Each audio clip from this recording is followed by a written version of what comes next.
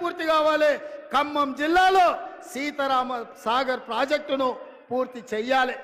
ఇవి పూర్తి చేసినాడే ఇవాళ తెలంగాణ సస్యశ్యామలం అవుతుంది. ఈ తెలంగాణ రైతుల కళ్ళల్లో ఆనందం చూస్తాం. అందుకే మిత్రులారా, మీడియా మిత్రులకు కూడా నేను ఒక మాట చెప్పదలుచుకున్నా. హరీష్ రావు గారి సవాల్తో పాటు మా బట్టి విక్రమార్క గారు ఇవాళ ఒక సవాలు విసిరినరు. 100% మా బట్టి గారి సవాల్తో నేను ఏకీభవిస్తున్నా. వ్యవసాయ రంగమైన, సాగునీటి ప్రాజెక్టులైనా, లేకపోతే సంక్షేమ పథకాలైనా మా పార్టీ తరఫున బట్టి గారు, ఉత్తమ్ గారు వస్తారు.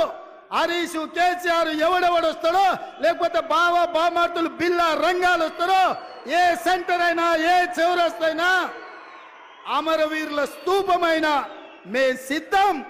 మీకు సీము నెత్తురుంటే చర్చకు రండి. 10 ఏళ్ల మీ పాలన, 8 నెలల మా ఇందరమ్మ పాలన మీద చర్చ పెడదాం, సవాలు చేద్దాం. తెలంగాణ సమాజాన్ని న్యాయం చెప్పమని అడుగుదాం.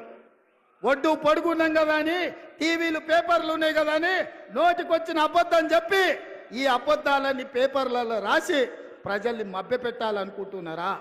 ఇవాళ నిజంగానే హరీష్ రావు, నువ్వు చెప్పింది నిజమైతే, కాంగ్రెస్ పార్టీ పేదలకు అన్యాయం చేస్తే నువ్వే సవాలు విసిరినావు కదా, సిద్దిపేట రాజీనామా చేస్తా అని.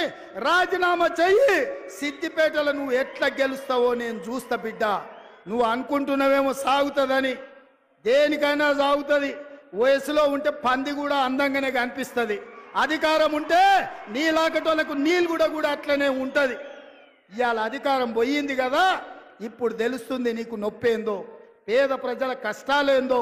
అందుకే ఇవాళ తండ్రి ముఖం సాటేసిండు, ఫామ్ హౌస్లో వండుకున్నాడు. ఇవాళ ఆయన ఫామ్ హౌస్లో నుంచి బయటికి వస్తలేడు. బయటికి వచ్చినోడు వీడు అబద్ధాలు చెప్పుడు ఆపుతలేడు. అందుకే మిత్రులారా, అప్రమత్తంగా ఉండండి. అయ్యో పాపం అని సానుభూతి చూస్తారా అంటే నాగుపాముకు నాగుకు పాలు పోసినట్టే అవుతుంది బీఆర్ఎస్ వణిగిన మళ్ళీ దగ్గరికి రానిస్తే. అందుకే ఈరోజు ఇంత మంచి కార్యక్రమం ఇవాళ